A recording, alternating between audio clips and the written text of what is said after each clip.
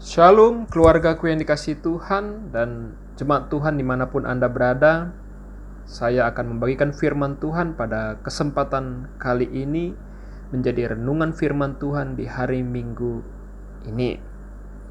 Mari kita buka di dalam Hagai pasal 2 ayat yang keempat, atau di dalam Alkitab cetak Hagai pasal 2 ayat yang kelima. Demikian firman Tuhan, saya bacakan. Tetapi sekarang kuatkanlah hatimu, hai Zerubabel, demikianlah firman Tuhan, kuatkanlah hatimu, hai Yosua bin Yozadak, imam besar, kuatkanlah hatimu, hai segala rakyat negeri, demikianlah firman Tuhan, bekerjalah sebab aku ini menyertai kamu, demikianlah firman Tuhan semesta alam. Saya garis bawahi di dalam teks firman ini dikatakan demikian. Firman Tuhan, bekerjalah sebab aku ini menyertai kamu. Sedikit saya akan membagikan tentang konteks daripada firman Tuhan yang saya baca pada kesempatan kali ini. Pada waktu itu, di mana orang Israel adalah orang jajahan yang sudah meninggalkan Yerusalem, dan bahkan bait Allah sudah dirusak oleh penjajah. Namun suatu kerajaan yang menjajah bangsa Israel, rajanya meminta untuk orang Israel kembali membangun bait Allah. Namun orang-orang Israel justru tidak percaya diri, sehingga Tuhan berpesan kepada mereka, dikatakan demikian, bekerjalah, lakukanlah pembangunan bait Allah ini, sebab aku menyertai kamu. Yang menjadi topik kita pada hari ini yang akan saya bagikan di dalam kesempatan kita adalah mengenai penyertaan Tuhan bagi umat yang bekerja. Penyertaan Tuhan bagi siapapun yang bekerja bagi kemuliaan Tuhan. Kita hidup, kita lahir, kita ada, itu memiliki peran. Tuhan sudah memberikan peran kepada kita, sehingga peran ini harus kita kerjakan. Peran ini harus kita lalui dan kita kerjakan, bahkan kita selesaikan. Kalau kita mengingat bagaimana Adam dan Hawa diciptakan Tuhan di Taman Eden, yaitu karena memiliki peran untuk mengelola tamannya Allah, yaitu Taman Eden. Demikian juga kita melihat Daud, seorang muda yang menggembalakan domba. Namun setelah dia diurapi, Tuhan menginginkan dia menggembalakan suatu umat yang besar menjadi seorang raja. Bahkan Raja Daud adalah raja yang sangat dikenal. Artinya, setiap orang memiliki peran. Bahkan Tuhan sendiri, saya katakan di sini, Tuhan Yesus, dia meninggalkan tahtanya di surga dan menjadi seorang anak manusia. Dia bekerja, bahkan mulai dari sangat muda. Suatu hari, ayah dan ibu Yesus mencari dia. Ternyata dia ada di bait Allah pada usia yang masih 12 tahun. Dia berkata, bukankah aku seharusnya ada di rumah Bapakku? Di sana Yesus sedang bekerja. Di sana Yesus sedang berdiskusi, belajar kepada orang-orang yang ada di bait Allah. Sampai dia bahkan bekerja, menginjil, memberikan mujizat. Dia bekerja, membagikan kebenaran firman Tuhan kepada siapa saja. Bahkan akhirnya dia bekerja untuk menebus dosa manusia di kayu salib. Jadi saya mau katakan, setiap orang punya perannya. Bahkan Allah sendiri pun bekerja. Bagaimana kita bisa melihat Allah Bapa sendiri pun bekerja? Pada hari pertama sampai hari ke-6 penciptaan, dia bekerja. Hari ke-7 dia istirahat. Artinya, Tuhan Allah sendiri pun bekerja, melakukan sesuatu hal. Bahkan di dalam Roma 8 dikatakan Allah turut bekerja dalam segala hal untuk mendatangkan kebaikan bagi umatnya. Berarti Allah adalah Allah yang bekerja. Maka saya mau katakan bahwa bekerja itu adalah bagian daripada tugas panggilan setiap orang. Tuhan ingin umatnya menjadi orang yang bekerja. Namun bekerja yang bagaimana? Mari kita buka di dalam Alkitab Perjanjian Baru, di dalam 2 Tesalonika 3 ayat 11. 2 Tesalonika 3 ayat 11. Firman berkata, "Kami katakan ini karena kami dengar bahwa ada orang yang tidak tertib hidupnya dan tidak bekerja, melainkan sibuk dengan hal-hal yang tidak berguna." Tuhan ingin kita bekerja, namun pekerjaan yang kita lakukan harus pekerjaan yang baik dan pekerjaan yang berguna. Apa maksudnya? Pekerjaan yang baik adalah pekerjaan yang sesuai dengan kebenaran Tuhan. Jadi jangan kita mencuri, itu bekerja juga. Tetapi itu bukan bekerja yang baik. Dan juga dikatakan bekerja yang berguna. Berguna bukan untuk kita saja, tetapi berguna untuk banyak orang. Dan alangkah indahnya kalau hidup kita ini bisa berguna. Suatu quotes mengatakan, "Jadilah berguna. Kalau tidak, maka jadi sampah."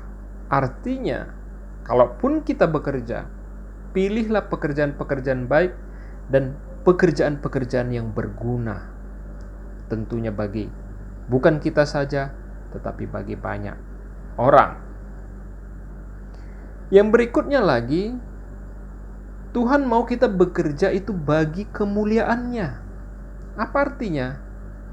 Di dalam 1 Korintus 10 ayat 31, Perjanjian Baru, surat 1 Korintus 10 ayat 31, dikatakan demikian, "Aku menjawab, jika engkau makan atau jika engkau minum atau jika engkau melakukan sesuatu yang lain, lakukanlah semuanya itu untuk kemuliaan Allah." Artinya, bagi kemuliaan Allah. Kadang-kadang orang berpikir, oh ini kemuliaan Allah maksudnya supaya setiap penghasilan kita berikan ke gereja. Bukan. Kalau penghasilan saudara dari yang jahat saudara berikan ke gereja, itu bukan kemuliaan bagi Allah. Tetapi kemuliaan bagi Allah justru saudara melakukan hal-hal yang jujur. Apa yang saudara katakan, itu yang saudara kerjakan. Juga punya kualitas yang bagus. Sehingga orang melihat bahwa hasil pekerjaan kita itu, dia melihat kualitas hidup kita.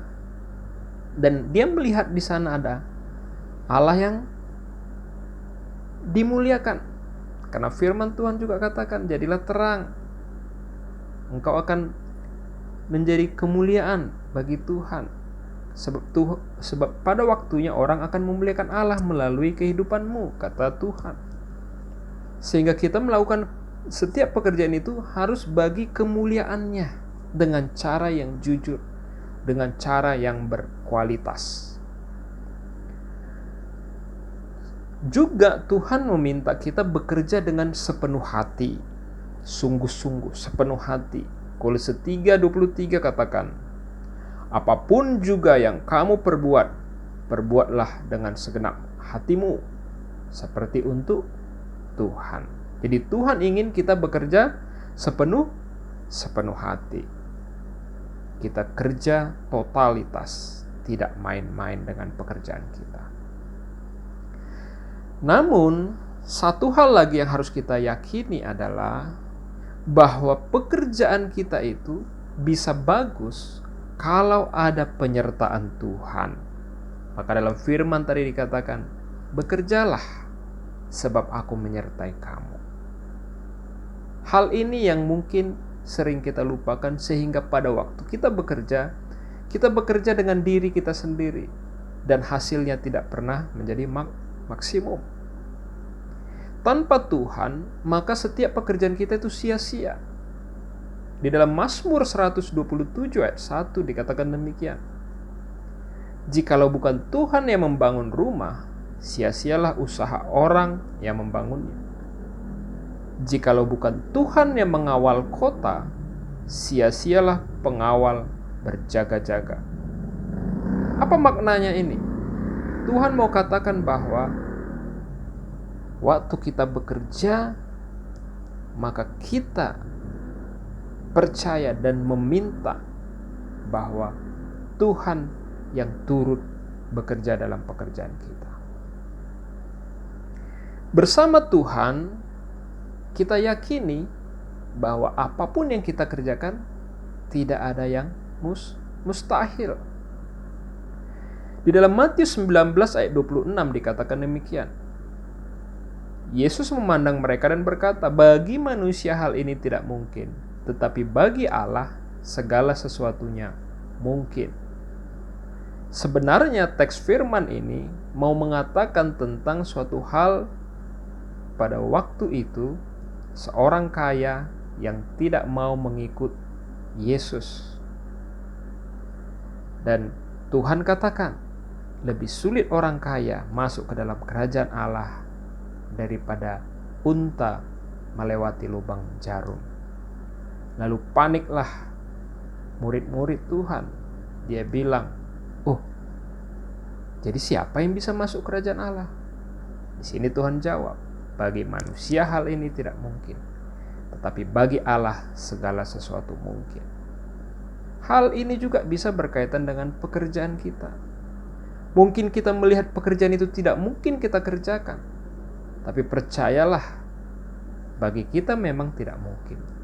Tetapi dikatakan di sana, bagi Allah segala sesuatu termasuk pekerjaan kita itu mungkin dikerjakan. Maka pastikan di dalam pekerjaan kita turut meminta penyertaan Allah di dalam setiap pekerjaan kita. Mari kita renungkan kehidupan kita hari ini. Apakah setiap pekerjaan kita di dalam motivasi kita itu bahwa kita melakukannya untuk kemuliaan Allah? Apakah kita melakukan pekerjaan yang baik sehingga nama Allah dimuliakan, atau kita mau bekerja yang penting diri kita mulia, yang penting diri kita hebat, tidak peduli bagaimana pekerjaan itu kita kerjakan? Saya minta juga kita merenungkan, sebagai umatnya, apakah kita percaya bahwa Allah menyertai kita dalam setiap pekerjaan kita? Atau kita berusaha melakukannya sendiri? Suatu hari Raja Daud sedikit angkuh. Dia menghitung prajuritnya. Dan pada waktu perang, dia menjadi kalah. Mengapa? Karena dia sudah mulai merasa bahwa dirinya lah yang membuat peperangan itu berhasil. Bahwa prajuritnya yang gagah perkasa membuat peperangan itu berhasil. Ternyata Tuhan mengajari kepada Daud bahwa semua peperangan yang dilakukan Raja Daud itu karena ada Allah yang menyertai, maka dia selalu menang. Jadi kita mau merenungkan, apakah kita selama ini bekerja dengan mengandalkan diri kita atau kita mengandalkan Tuhan?